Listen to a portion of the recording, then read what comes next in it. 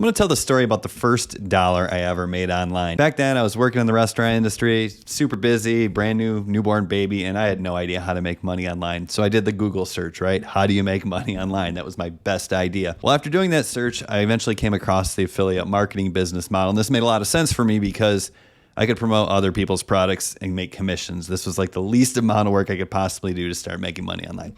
So I did that. Then I went over to ClickBank. I found a digital product.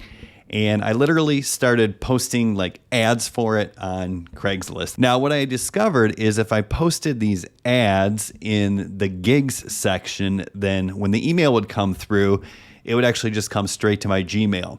So what I did is I set up the vacation autoresponder to automatically send a response back to anyone who reached out about this ad or this product or this opportunity.